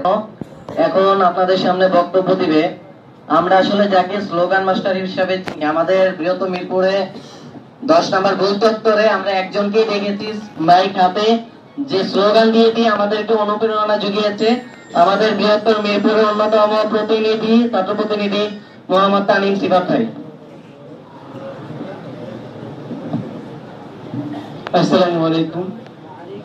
উপস্থিত আছেন সংগ্রামী সহযোদ্ধারা এবং আমার এই মাদ্রাসার ভাইয়েরা এবং আলেমরা, সবাইকে সালাম জানাচ্ছি। 24-এর এই গণঅভ্যুত্থানে, এই জুলাই গণঅভ্যুত্থানে যদি আমার মনে হয় যে মিরপুর থেকে এবং সারা বাংলাদেশ থেকে যদি কেউ অন্যতম ভূমিকা রাখে আমার এই মাদ্রাসার ভাইয়েরা, যারা এই 24-এর এই যুদ্ধে বুলেটের সামনে বুক পেতে দিয়েছিল নির্ভয়ে। তো আসলে বাংলাদেশ একটা মুসলিম দেশ, আসলে আমার হোমটাউন হলো ভোলাতে। তো আপনারা সবাই জানেন যে জামাতের জন্য বা কি বলে দিনের কাজের জন্য এবং দিনের মেহনতের জন্য ভোলাকে ধরা হয়। আমি ওরকম একটা জায়গা থেকে উঠে এসেছি। আমি ছোটবেলা থেকেই তাদের সংস্পর্শে আমাকে বড় হয়ে ওঠা। তো আজ এই যে ইজতেমার যে 4 জন আমার ভাইরা হত্যা হয়েছে, তাদেরকে হত্যা করা হয়েছে এবং 100 শতাধিকের উপর মানুষ আহত, হসপিটালের কাটাচ্ছে। তো এইরকম একটা মুসলমান একজন মুসলমানকে এভাবে হত্যা করবে, এভাবে জখম করবে, এটা আসলেই একটা ভালো বড় দিক না। আমরা তো মুসলমান, তাই না? আমি একটা জিনিস আমি মনে করি যে আল্লাহর কোরআন, আল্লাহর দিন এবং আমার নবীর যে আকীদা রুতুন যে মানবে, যে ফলো করবে, সে যেভাবে নামাজ শিখিয়ে গিয়েছেন, যেভাবে আমাদের যারা যেভাবে নির্দেশনা দিয়েছেন, আমরা যেভাবে মানবো, আমাদের মুসলমান হিসেবে এগুলোই মানা উচিত, তাই না? তো এই বিভাজন কেন? তা আমাদের হুজুররা যারা আছেন তারা অনেক ধরনের তাৎপর্য আপনাদেরকে বুঝিয়ে দিয়েছেন, আশা করি আপনারা বুঝছেন যারা ছাত্র ভাইয়েরা। আসলে আমি মাদ্রাসার স্টুডেন্ট না, হয়তো বা ওইভাবে বুঝিও কোরআন এবং আপনাদের মতো কথা বলতে পারবো না। তো আমি সর্বশেষ একটা কথাই বলবো, সত্য এবং সত্যের পথে, আমার নবীর দেখানোর পথে এবং আমার আল্লাহ যে কোরআন গুলো দিয়েছে ওই পথে যে চলবে, আমরা তাদেরকে সমর্থন করবো। আপনারা কি বলেন? আমি শেষ একটা স্লোগান দিয়ে যাবো, নারায়ে তাকবীর, নারায়ে তাকবীর। ধন্যবাদ আমাকে এখানে আমন্ত্রণ করার জন্য। আর আসলে আমার ভালো লাগতেছে, যারা ধর্মপ্রাণ মুসলিম আছি সবাই আমাকে আমার জন্য দোয়া করবেন ইনশাল্লাহ। ইনকলাব জিন্দাবাদ। বক্তব্য দিবে আমাদের বৃহত্তর মিরপুরে ছাত্র প্রতিনিধিত্ব করার কারণে যে সর্বপ্রথম অ্যারেস্ট হয় জুলাইয়ের 19 তারিখ, আর যে সময় আমাদের মিরপুরে আন্দোলন একেবারে কমে গেছে, এই কমে যাওয়ার পর থেকে যে মুখগুলো আমাদের এই আন্দোলনটাকে আরো চালু করার জন্য যার নেতৃত্বে আসছে আমাদের বৃহত্তর মিরপুরের অন্যতম ছাত্র প্রতিনিধি মোহাম্মদ এহসান সায়েম ভাই।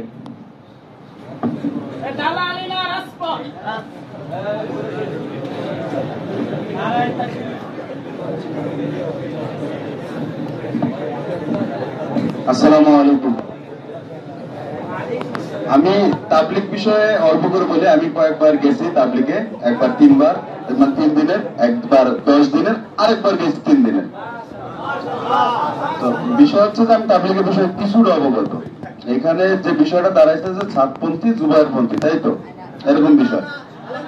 আচ্ছা, এরকম এই বিষয়টা এখন যেটা মেজর চলতেছে দেশে। যাই হোক, আমি বলি, আমি একটা হাদিস পড়ছিলাম এই তাবলিগে যাওয়ার পরে, ওই আমাদের যে করে মানে সকালে খাওয়ার পরে যে আমরা ওই হাদিস নিয়ে বসা হয় যে বিষয়টা থাকে, ওইটা আমি পড়ছিলাম যে কোন মুসলিম ভাই যদি অপর মুসলিম ভাইকে বিনা কারণে হত্যা করে, সে যেন পুরো জাতিকে হত্যা করলো, পুরো দুনিয়ার সকল হত্যা করলো।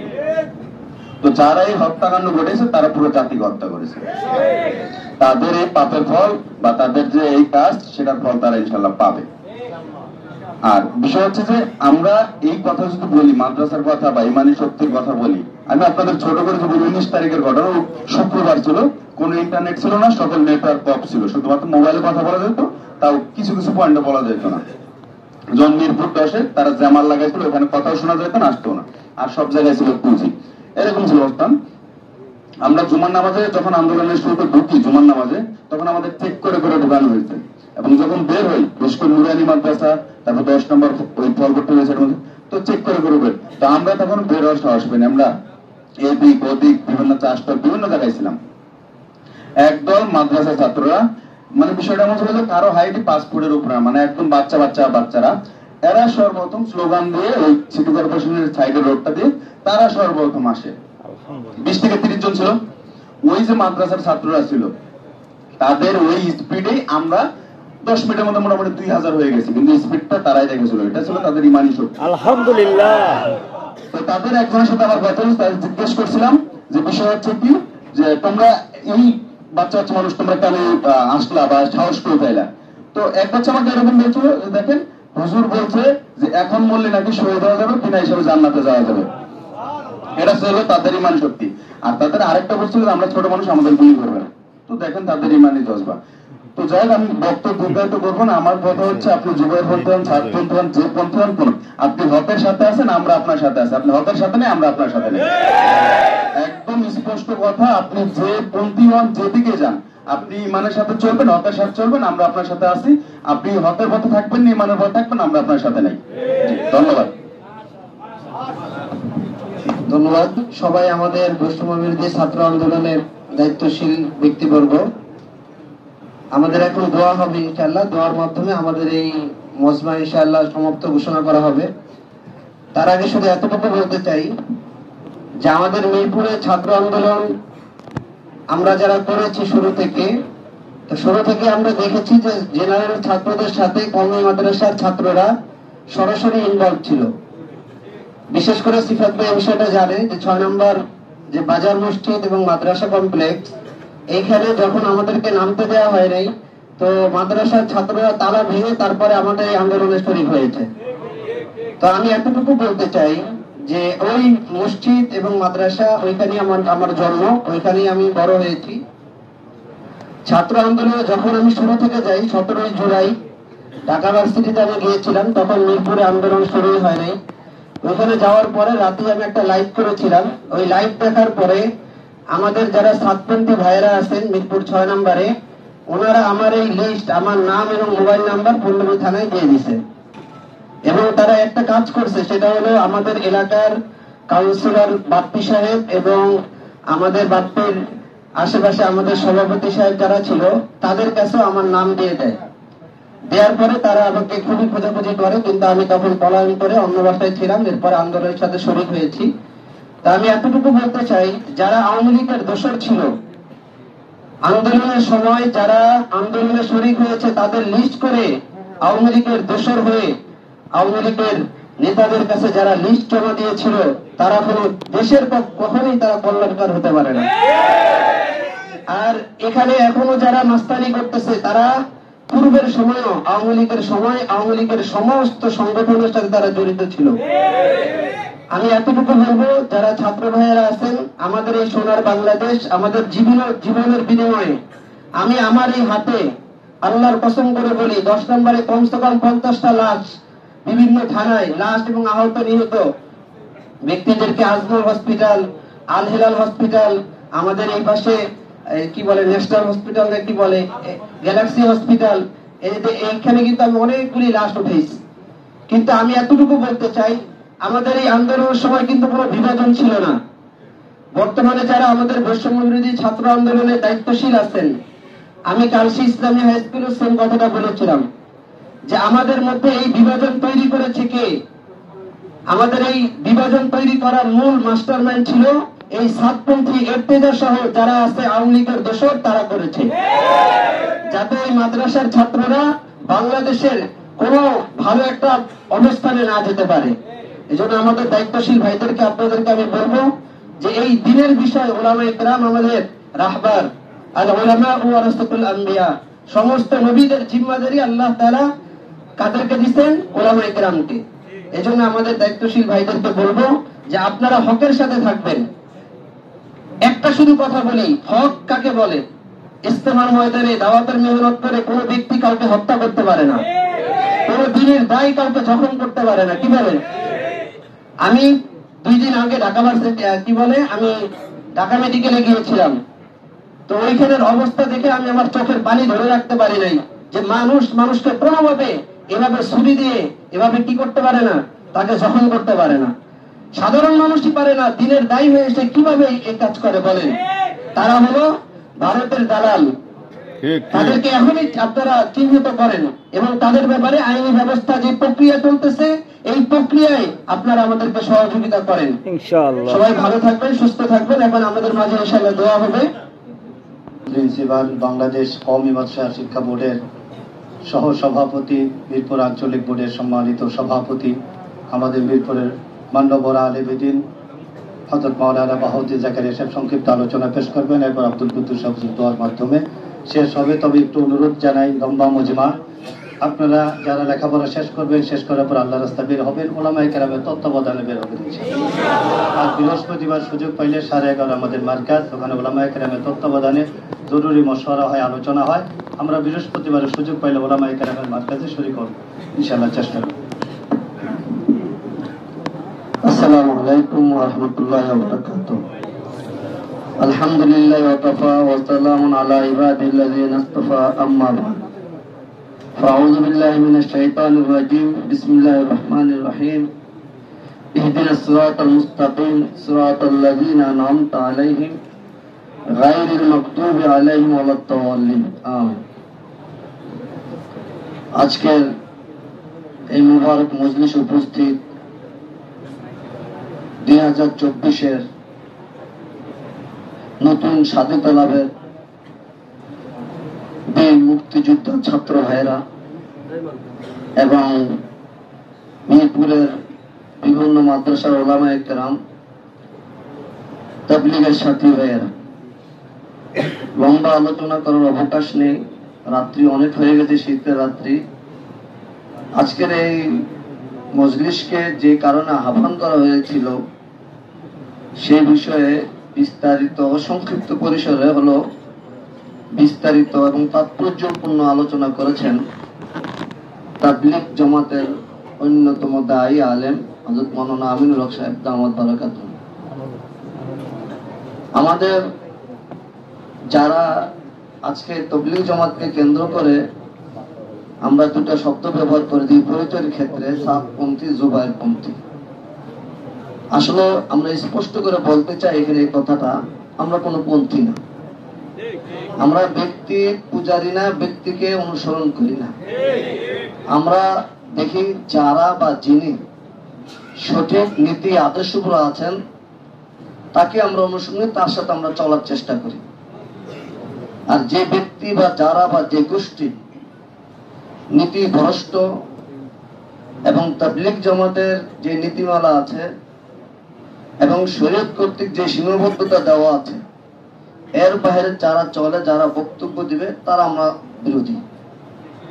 তো এই ক্ষেত্রে এসে আমাদের পরিচয় দেওয়া আমরা জুবায়েরপন্থী, মূলত আমরা জুবায়েরপন্থী না, আমরা তাবলীগপন্থী। এবং তাবলীগ বিশ্বব্যাপী যে শুরাই নিজামের মাধ্যমে পরিচালিত হচ্ছে, যেহেতু শুরাই নিজাম শুরা পদ্ধতির মাধ্যমে পরিচালিত হচ্ছে এবং একক কোনো ব্যক্তির প্রভাব এখানে খাটে না, প্রভাব বিস্তার করতে পারে না, পরামর্শের ভিত্তিতে যে সিদ্ধান্ত গৃহীত হয় সেই সিদ্ধান্ত আলোকে পরিচালিত হয় এবং দেখা যায় একক সিদ্ধান্ত এখানে কেউ কার্যকরী করতে চায় না। আর একক সিদ্ধান্ত কার্যকরী করার যে মানুষদের স্বৈরাচারী মানসিকতা। আমরা বিগত 15 বছর এক স্বৈরাচারের জাতাকলে আমাদের রাষ্ট্র, জনগণ নিষ্পেষিত ছিল। আমরা চাই না এই বিশ্বব্যাপী যে দিনের দাওয়াতের মেহনত চলছে এটা কোন এরকম স্বৈরাচারের করতলে এসে, তার হাতে এসে এই মানুষ বিভ্রান্তির শিকার হোক, মানুষ দিন থেকে দূরে সরে যাক, আমরা এটা চাই না। আমি আলোচনা দীর্ঘায়িত আমি শেষ করে দিচ্ছি। আজকে এখানে জুলাই গণ অভ্যুত্থানের ছাত্র ভাইরা, বিপ্লবী মুক্তিযোদ্ধারা এখানে এসেছেন। আপনাদেরকে আমরা আমাদের এই প্রতিষ্ঠান বা তাবলীগ জামাত বা মিরপুরের ওলামায়ে কেরাম সকলের পক্ষ থেকে আন্তরিক মোবারকবাদ জানাই, ধন্যবাদ জানাই, আপনাদেরকে স্যালুট জানাই। কারণ যে স্বৈরাচার আমাদের দেশে আমাদের কথা বলার স্বাধীনতা হরণ করে নিয়েছিল, আমাদের যে স্বাধীনভাবে আমরা বিচরণ করব, স্বাধীনভাবে বাংলাদেশে চলাচল করব, সেই নিরাপত্তাটুকু আমাদের ছিল না। এমনকি ঘর থেকে কোনো মানুষ বেরিয়েছেন, বাসা আবার নিরাপদে সুস্থ শরীরে ফিরে আসতেন, সে নিশ্চয়তা বাংলাদেশে ছিল না। দ্রব্যমূল্যের ঊর্ধ্বগতি, আইন শৃঙ্খলা দলীয়করণ, ন্যায় বিচার বলতে কিছুই ছিল না। এমন এক পরিস্থিতি আপনাদের রক্তের বদৌলতে, আপনাদের কোরবানির বদৌলতে, আপনাদের সংগ্রামের বদৌলতে, আপনাদের শাহাদাতের বদৌলতে আমরা পেয়েছি। আপনার কৃতজ্ঞতা শুকরিয়া জানাই। এবং বিশেষ করে এই জন্য আমরা বলি, আমরা 1971 সালেও স্বাধীনতা পেয়েছিলাম, কিন্তু 1971 সালে স্বাধীনতা পাওয়ার পর সেকুলারের নাম দিয়ে আমাদের এই দেশকে, এই দেশের ধর্মপ্রাণ মুসলমানদেরকে দিন ধর্ম থেকে দূরে সরে রাখার একটা চক্রান্ত চলেছিল। এটা স্পষ্ট জিনিস, এটা আমাদের সকলে বুঝতে হবে।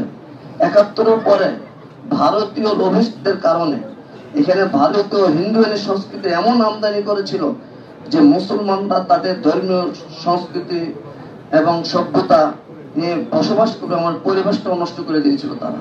কিন্তু এই 2024-এর গণ অভ্যুত্থানের পর ছাত্র জনতার যে বিপ্লব গঠিত হয়েছে, যে স্বাধীনতা আমরা লাভ করেছি, এখানে ছাত্র জনতার সতর্কতা এবং সচেতনতার কারণে ওই সেকুলার গোষ্ঠী এখানে চেপে বসতে পারেনি। আজকে বাংলাদেশে আমি যতটুকু জানি, আমার জানা মতে বাংলাদেশ স্বাধীনতার পর ঢাকা ইউনিভার্সিটিতে কোনো সিরাতুন নবী মাহফিল হতে পারেনি এবং রাষ্ট্রীয় অনেক গুরুত্বপূর্ণ স্থানে ধর্মীয় অনুষ্ঠান করা যায় না। এবং আওয়ামী লীগ শাসন আমলে ঢাকা ইউনিভার্সিটি কাওয়ালের অনুষ্ঠান করতে গিয়েছিল কিছু ছাত্র ভাইরা, তাদেরকে পিটিয়ে উঠিয়ে দেওয়া হয়েছিল। কিন্তু গণ অভ্যুত্থানের পর ঢাকা বিশ্ববিদ্যালয়ে সে কাওয়ালের অনুষ্ঠান হয়েছে এবং সিরাতুন নবী, আমার নবীর জীবনী নিয়ে মাহফিল হয়েছে। ঢাকা ইউনিভার্সিটিতে হিন্দু ধর্মাবলম্বীদের অনুষ্ঠান করার স্বাধীনতা আছে। জাতীয় সংসদ চত্বরে খ্রিস্টানরা বড়দিন উদযাপন করে, কিন্তু আমরা মুসলমান সংখ্যাগরিষ্ঠ দেশ, এই দেশে মুসলমানরা কোনো ধর্মীয় অনুষ্ঠান যদি উদযাপন করতে যেতাম আমাদেরকে সব জায়গায় বাধার সম্মুখীন হতে হতো। এমনকি ওয়াজ মাহফিলের মতো যে বিষয়টা, এটা বাঙালি সংস্কৃতির অবিচ্ছেদ্য অংশ হয়ে গিয়েছে। ওয়াজ মাহফিল আবহমান থেকে চলে আসছে। এই ওয়াজ মাহফিল গ্রাম থেকে নিয়ে তৃণমূল থেকে নিয়ে শহর পর্যন্ত আসে। ওয়াজ মাহফিল এক সময় আমাদের গ্রামের ভাষা বলে তো ধর্মসভা, কিন্তু বর্তমানে আওয়ামী লীগ আমলে এই ওয়াজ মাহফিল করতে যে অনেকের অনুমতি, অনেক নেতা নেত্রীদের, এমপি কাউন্সিলরদের নাম দিতে দিতে যারা ওয়াজ, যারা বক্তা, যারা ওয়াজ করবে তাদের নামের জায়গাটা পোস্টারে থাকতো না, এমন একটা পরিস্থিতি ছিল। সেই পরিস্থিতিতে আপনাদের বদৌলত আমরা পেয়েছি, আমরা আপনাদের শুকরিয়া আদায় করি। তো আপনাদের কাছে আমাদের অনুরোধ থাকবে যে যে চেতনা, যে স্পিরিট নিয়ে বাংলাদেশকে স্বৈরাচার মুক্ত করেছেন, সেই চেতনার মৃত্যু আগ পর্যন্ত ধারণ করতে হবে। সেই চেতনা, সেই আদর্শকে মৃত্যু আগ পর্যন্ত ধারণ করতে হবে। এবং বাংলাদেশে আগামীতে যারা সরকার আসবে তারা যাতে এই স্বৈরাচারের অনুসরণকে আর কোন স্বৈরাচারের রূপ ধারণ করতে না পারে, আমাদের সকলের ঐক্যবদ্ধভাবে সেভাবে সজাগ থাকতে হবে। আমরা যদি এই ব্যাপারে সজাগ থাকি, সতর্ক থাকি, তাহলে আমরা একটা সুন্দর বাংলাদেশ, আগামীর বাংলাদেশ গড়তে পারবো। নতুবা ক্ষমতার পালাবদল আসবে, আবার স্বৈরাচাররা ক্ষমতা আসবে। যাই হোক, আমি আরো আলোচনা দীর্ঘায়িত করবো না। আবারও আপনাদের শুকরিয়া আদায় করছি, আরো শুকরিয়া আদায় করছি যে তবলিগ জামাতের সাথী ভাইরা এই আয়োজন করেছেন, আপনাদের সাথে বসার সুযোগ করে দিয়েছেন, তাদের শুকরিয়া আদায় করি। আর আপনাদের অনুরোধ করব, সত্যকে উপলব্ধি করব। আজকাল যে সাতপন্থী বলা হচ্ছে বা জোবাইরপন্থী বলা হচ্ছে, জোবাইরপন্থী, আমি আগে বলছি আমরা কোনো জোবাইরপন্থী না ব্যক্তিপন্থী না। আমাদের সাথে বিরোধগুলো কেন? কোনো ব্যক্তি কেন্দ্রিক বা ব্যক্তিগত স্বার্থের বিরোধ নেই। তারা ধর্মের অপব্যাখ্যা করে। যে সমস্ত বিষয় নিয়ে দাওয়াত ও তাবলীগের ময়দান ইলিয়াস রহমতুল্লাহ যে নীতিমালা তৈরি করে গিয়েছেন, দাওয়াত ও তাবলীগের একটা প্ল্যাটফর্মটা হলো আপামর জনতার কাছে ইসলামের শান্তির বার্তা পৌঁছে দেওয়া। ইসলাম যে একটা শান্তির ধর্ম, ইসলাম যে আখেরাত পারকালীন জীবনে মানুষকে মুক্তি দিতে পারে এবং দুনিয়াতেও শান্তি দিতে পারে, যে বার্তা, এই বার্তা মানুষের কাছে পৌঁছে দেওয়া। এই পৌঁছানোর ক্ষেত্রে এই প্ল্যাটফর্ম থেকে কোনো মাসলা মাসাইল বর্ণনা করা নিষেধ। কারণ যাদের সম্মুখে বলা হবে তারা এটা সবাই সমভাবে নিতে পারবে না। আবার কিছু বিষয় আছে যেমন যেগুলো আকীদাগত বিষয়, এই বিষয়গুলো সাধারণ মানুষ, আম জনতা সবাই সমানভাবে নিতে পারবে না। তাই জটিল বিষয়গুলো সাধারণ মজলিসে বলা নিষেধ। এটি বলতে হয় মজলিসের ধরন অনুযায়ী। এখানে সাদ সাহেব এমন কিছু বিতর্কিত বক্তব্য দিয়েছেন যেটা আমাদের মুসলিম সমাজে বিভ্রান্তি সৃষ্টি করে। এই বিতর্কিত বক্তব্যের কারণে, তার কর্মকাণ্ডের কারণে আমরা তাকে সমর্থন করি না। সেখানে কোন সময় আক্রমণটা করেছে, আক্রমণ সময়টা বেছে নিয়েছে কোন সময়টা? যে সময় মানুষ তাহাজ্জুদ করে, যে সময় মানুষ ঘুমিয়ে থাকে, যে সময় আল্লাহর রহমত আকাশ থেকে বর্ষিত হয়, এমন একটা সময় সেখানে ধর্মের লেবাসে তাবলীগের নাম দিয়ে তারা দেশীয় অস্ত্র নিয়ে নিরীহ, ধুমন্ত এবং নামাজস্থ মানুষের আক্রমণ করেছে। এটা বর্বর আক্রমণ। এটা মানে ইতিহাসের পাতে এরকম আক্রমণের দৃষ্টান্ত খুব কম খুঁজে পাবে।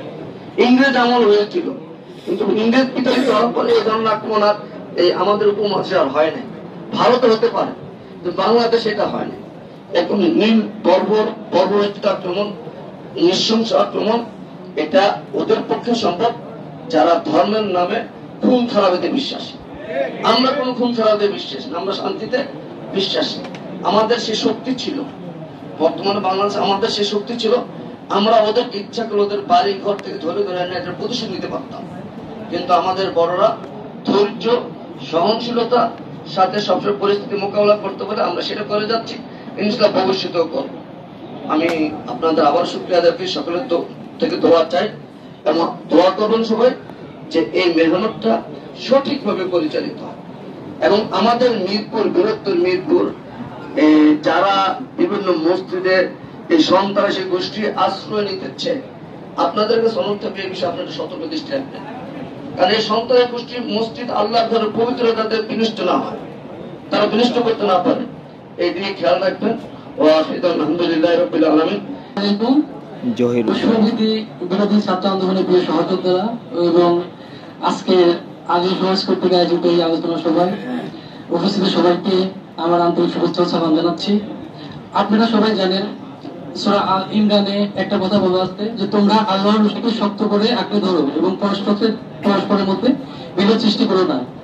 এই বাংলাদেশে একমাত্র বিভেদ সৃষ্টি করার জন্য ইন্ডিয়ার একটা এজেন্ট, আপনারা সবাই জানেন, র, এবং সেটা আমাদের আলেম সমাজের বিরুদ্ধেই সবসময় লেগে থাকে। এরা কখনো চায় না এই ভারত উপমহাদেশের, বিশেষ করে দক্ষিণ এশিয়ার বাংলাদেশ যে একটা ইসলামিক একটা দেশ কায়েম হোক কিংবা একটা ইসলামে এখানে প্রসার হোক, সেটা কখনোই ভারত বাংলাদেশ সৃষ্টি হওয়ার থেকেই কখনো চাইনি। এই কারণেই বাংলাদেশের আলেম সমাজদের মধ্যে আপনারা দেখেছেন অনেক সময় এদের ভ্রমণ এবং সভা সমিতি থেকে এদেরকে সর্বোচ্চ বিরত রাখার জন্য ভারতীয় এজেন্ট এবং বাংলাদেশের কিছু আওয়ামী লীগ দোসররা সবসময় কাজ করেছে।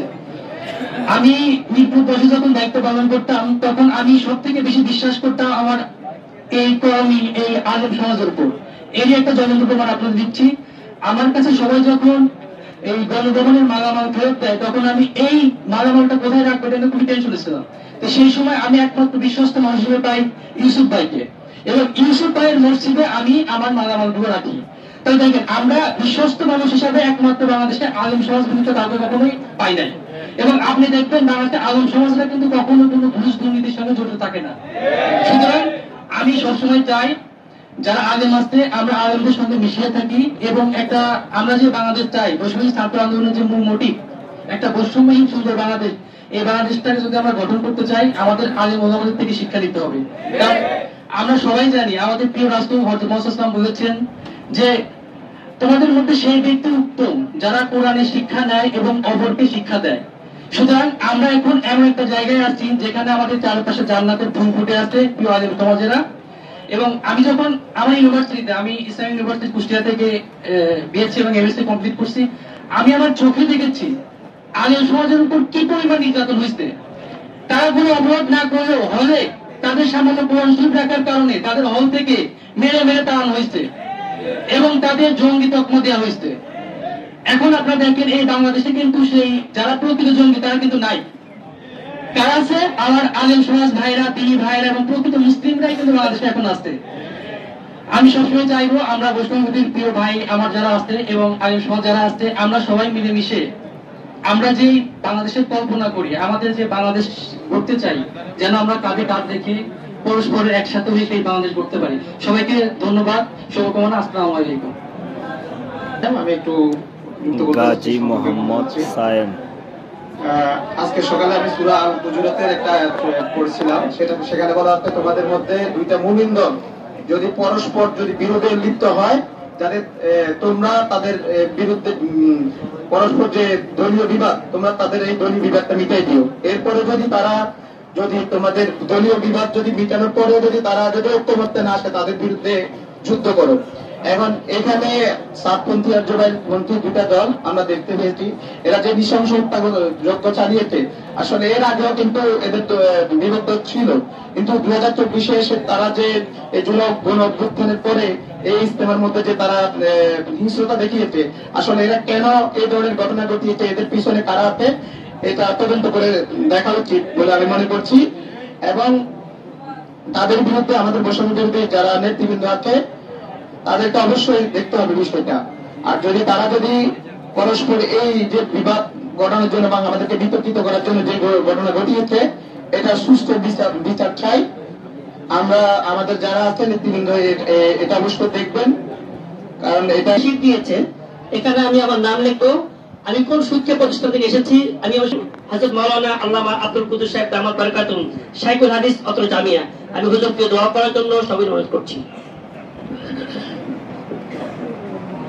ইস্তিগফার করি আমরা, আস্তাগফিরুল্লাহ মিন কুল্লি যামবিন ওয়া আতুবু ইলাইহি, লা হাওলা ওয়া লা কুওয়াতা ইল্লা বিল্লাহ।